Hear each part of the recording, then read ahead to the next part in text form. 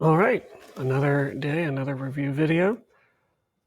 So I had to come into school to do this because the Wi-Fi at home was getting a little dicey. That's why it's a little late. Apologize for that. So hazardous waste is our first topic and the bad news side of things. And hazardous means physically dangerous. So they're talking toxic chemicals and things that often come from nuclear power plants, oil refineries, paper mills, hospitals. So dangerous trash, not what you normally have at home. Although some types of home trash can be dangerous, like paints, batteries have a lot of nasty chemicals in them, medical waste, and detergents, which just mean cleaning chemicals. They can be quite dangerous. The US, and this is old numbers, throws out 150 million metric tons of trash per year, and that's about a half ton of trash per person. A lot of that trash you don't see, it's invisible, it's made for you. When you go to a restaurant and eat out, you don't take your trash with you, you don't try to keep that. You have trashier times in life. When you were a baby, you were a big trash maker with all those diapers, or when you have a home built, that is a super trashy time. But the average is about a half ton of trash per person. What do we do in America? We put it in a landfill. Now, landfills aren't just big holes in the ground. They have specific rules to help limit leaking of chemicals into, sorry about that, into the water systems. But landfills are what we do because we have space. We have space to put all that trash. CFC is actually a problem that we've really cut down on. It stands for chlorofluorocarbons, so you can see why the book didn't spell that out. But that chemical evaporates from our cooling systems, whether it's air conditioners, refrigerators, freezers, and it's really helpful in cooling. But when it leaks, one CFC chemical can knock out tons, thousands of ozone molecules. We've really actually fixed, not completely fixed, but cut down on this problem. And the gaps in the ozone layer are starting to recover because we've put a lot of rules on how you can dispose of these products. So we didn't get rid of the chemical because it's really useful, but we limited it. It used to be in hairspray bottles. We took it out of that. And in things where we still need it, like refrigerators and air conditioning units, we have put rules that they have to be recycled in the appropriate way. You can't just toss them out in the woods like my dad did with his old refrigerator, because then the CFCs just leak everywhere. What problem do radioactive waste cause? Cancer, not superpowers, cancer. So they mutate DNA, they're a mutagen, and leukemia and other types of cancers can develop. Pollution can affect more than just your physical body, your senses, how you sense the world can be affected. So some pollutions can smell so bad that you can be physically sick. And different people have different sensitivities to this. So you might have noticed that some smell made you feel terrible and other people didn't seem to care. Noise pollution from construction or from other things. For instance, we all have devices now that can go way too loud, way louder than we need. So just turn it down. You will permanently damage your hearing. Turn it down. Now, in nature, sounds can keep animals away and change their behavior. But for you, you can lose your ability to focus if there's a lot of crazy sounds. So maybe you don't want that. Maybe you want to tune out the world right now. But I caution you about doing that all the time. Renewable resources are things that nature can bring back, like water, which your family might use, food products, which we grow, wood products for firewood or for paper or other things. Those are renewable. We use those a lot. Non-renewable are things that nature doesn't bring back. They might be recyclable, like metal or glass, or non-recyclable, like oil or coal. And so you might heat your home with a non-renewable. Now, those renewable resources that nature brings back sometimes aren't coming back because we're either using them faster than nature can make, cutting down trees faster than they grow, or like water, if they're polluted and there's more water, but we can't drink it now because of nasty chemicals, what good is it? So renewable resources need to be protected and used at a reasonable speed. Alien species are species introduced into a new habitat. So they have a place on the planet where they're not alien, where they belong. And then when they're introduced, they're successful because they don't have any predators or natural diseases in their new habitat. Nothing really hurts them. So the Burmese python is an interesting mix. It's endangered in its home habitat, but in Florida, it's having a blast. It is eating, alligators and everything. The emerald ash borer and the spotted lanternfly are two local examples. The emerald ash borer really wiped out our ash trees, and the spotted lanternfly can still be quite devastating. That one's in the beginning stages, and we're hoping we can clamp down on it because they're really hard to control. You can tell I'm in school now, can't you? How do we destroy habitats? Well, forests, we chop them down, but we have reasons. We need to use the wood, or they're in the way and we need to dig a mine or build a road. Wetlands, we drain them. We can't do much with them when they're sogging wet because buildings would sink in or tractors would sink. So we drain them for homes, farms, and businesses. And marine ecosystems, we don't usually intentionally hurt. So accidental spills of trash or oil can hurt the ocean ecosystems, or we overfish them. We fish too much. So again, that last bit isn't usually intentional, but we still have a huge impact. Invasive species, we kind of hinted at. This video talks about the kudzu vine, rabbits in Australia, and the Burmese python. And so the idea of invasive or alien species, it's the same term, is that they can be very harmful because they're in a new place without predators. And they're usually brought by people. Occasionally it's accidental, but a lot of times it was on purpose. They're very hard to control. That's why we want to get the lanternfly now, because if you don't get them early, you're usually stuck with these invaders.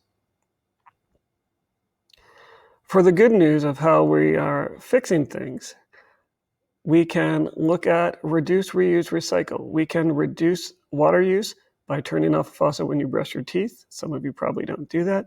Or turning off the lights when you leave a room. We can reuse shopping bags, although right now they might not let you, or you can really use old clothes and toys by giving them away for someone else. Anytime you reuse an item, you are reducing the trash of making a new item. So they kind of go together, which is why we often see them in a triangle. And then recycle. Certain things like glass, metal, cardboard, and paper recycle really well. Plastics are trickier, but some of them can be recycled easily. The trouble with plastic, unlike the others, is when you recycle it, the type of plastic you get back out isn't as high quality as the original. When you recycle glass, metal, or paper products, the quality doesn't really go down as much. Some people advocate for 7 Rs, rethink what we need, repurpose old objects, like I take cat litter buckets and use them as regular buckets around the house. Let things rot or compost. There's plenty of R's if you want them, but the idea is to change your habits so that we don't waste as many resources. We can change the type of power we get. So traditional power is when you burn fossil fuels like gas, coal, or oil. We can do solar. A lot of people are putting up panels. If you have constant wind, you can do wind power. If you have a good source of water, hydropower, and then nuclear power, even though it has its own issues, is actually incredibly clean. The only byproduct that you see coming out of the stacks is water vapor. Now, they sometimes release a lot of heat into rivers. That's a problem. But the actual radioactive material is quite small. All you have to do is find a place to store the stuff for a couple billion years. And that's the only trick with nuclear power.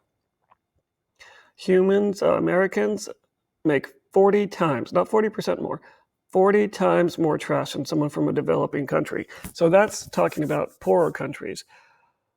If the whole world tried to live like Americans, we couldn't do it. We, being very rich, buy more stuff. This isn't because we hate the planet. If a person from a poorer country has more money, they're going to buy more stuff. So if you think about your life and how rich you are, you probably have more than one pair of shoes or more than one outfit of clothes, and you eat more than one meal a day. Your house has wooden floors, you have toilets inside, and electricity that's consistent, and you have extra money beyond just taking care of food. So what we need to consider, though, is does all that extra really make us happy?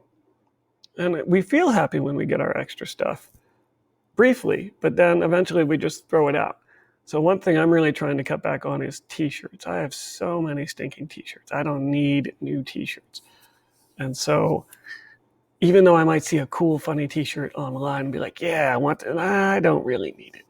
So if we can trim back our habits in small ways, we can really impact the planet 40 times more than those people in developing countries. So even though America is only 5% of the world's population, we have an outsized impact on how much trash or waste is produced. Reusing drain water, we don't do it here, but water that goes down the drain can be reused if you have a water shortage. So out west, they call it brown water, and they actually create the plumbing in a house in ways to collect it.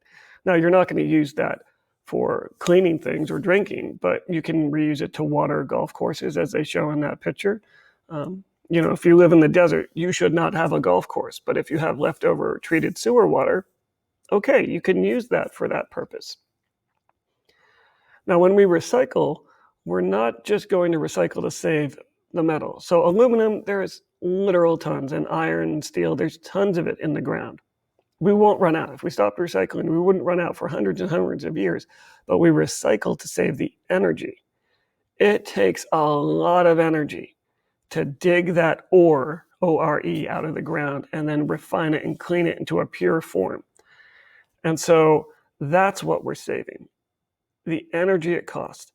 So 95% of the energy saved, it's 20 times less energy just to remelt down your old soda can or glass bottle and use it again than to go and get new purified sand for glass or raw ore for metal. So recycling is an energy savings. How much garbage does the US recycle? These are old numbers. The US came in at 11%, Europe at 30%, and Japan at 50%. But part of this is how easy is it to recycle? And it has more to do with how easy it is to get rid of trash and local rules. It's pretty cheap to get rid of trash in America. We have a lot of space, and we don't force people to recycle. In Japan and Europe, they have a lot of rules that you have to recycle. Now, the US has gone up in the ranking. That might be hard to see here. But we recycle or compost up to 30% of our waste. And Japan has gone down a little bit. But the point is, it's not always easy to recycle. Around here, you have to go take it to a special place. In other parts of America, they pick up your recycling for you. Around here, you have to sort it into different categories, and they don't take all the kinds of plastics. My parents, when they recycled, they just put all of it in one bag, and somebody else somewhere else sorts it. So recycling is more about your local rules and what you need to do. It's still important, but it's not always easy. Biodiversity, we've hinted at this before, is the number of different kinds of living things in an area. It's important to maintain it because it keeps ecosystems stable. And we saw that with the emerald ash borer. When it came through and literally destroyed our ash trees, we still had a stable forest because we had many, many, many other kinds of trees. If all you had was ash trees and they got infected, then your forest would be gone. So having many species helps absorb disturbances. Many species are important to us. So whether that be pandas or you like to hunt and you like to hunt deer or turkey or something, we save habitat and do that for our own selfish reasons. But also, many species may have undiscovered benefits. A lot of our medicines and medical treatments come from other living things, and then we figure out how to make them in a lab or in a factory. But especially in the light of CRISPR and gene editing, many living things might have traits or genes that we can hack and then insert into crops or other things to help us continue to grow food and be healthy, productive humans. That has its own set of issues, but we kind of want to maintain the genetic library of the planet so that we have those options. Endangered species are protected a few ways. We have laws that protect them where you can get fines or jail time if you hurt them. We protect their habitats. Again, game lands are great because not only are you protecting the deer and turkey and things that hunters want to hunt, you're protecting everything that lives in that place. So by protecting habitat, you save many, many species. And then we have captive breeding programs for critically endangered species like turkey vultures or California condors, which are fancy vultures that the book showed, or pandas or something. On the list, you had to choose 3 items that you don't do yet, or 3 things that you already do. So whether that was turning off the lights or biking somewhere or brushing your teeth and turning off the water when you run the water. And then you had to pick 3 things that you don't do yet that you think you could do. We all use rechargeable batteries now in our devices, so this list is kind of old. One thing that could be on the list is, watch your show on your little device instead of on your giant flat screen TV. Your device uses less energy than your giant TV. Another thing is turn off those electronic devices. TVs and other devices are kind of in sleep mode and they're always on. So if your TV's in sleep mode, it still uses 30% of the energy of when it's on. And a lot of us kind of don't know that. So there's many choices that aren't on this list that you could do. This video about reducing the carbon footprint is what I'm going to puzzle today, if you give me a little bit of time. And the carbon footprint is all about global warming. Everything we do uses energy, and how we get energy usually is burning fossil fuels, kicking carbon up into the sky. And that carbon is like an invisible blanket over us, trapping more heat from the sun. Now we need it. Without all that carbon dioxide, the Earth would freeze. And so we need some protection from outer space, which is really cold. But too much carbon dioxide can overheat the planet, which is where we're headed. And so this video gives you tons of ways to reduce your carbon footprint. We'll look for that in Edpuzzle. The login is there. It'll also be posted in Google Classroom. You'll have 3 questions for a carbon footprint video and a global warming video. So look for those. Those are our last assignments. And next week, I'm still going to have a Wednesday Zoom, although Wednesday and Thursday are the turn-in days for iPads and books and things. So if you don't have your own device, you can wait to turn in your iPad till Thursday if you want to Zoom, or just, not Zoom. We'll do another GIM kit, another silly game. You guys seem to enjoy that. All right, this was a long video. I hope that if I see you, that you're having a great summer. And if I don't see you, that you're also having a great summer. And hopefully we'll all be together in the fall. See you.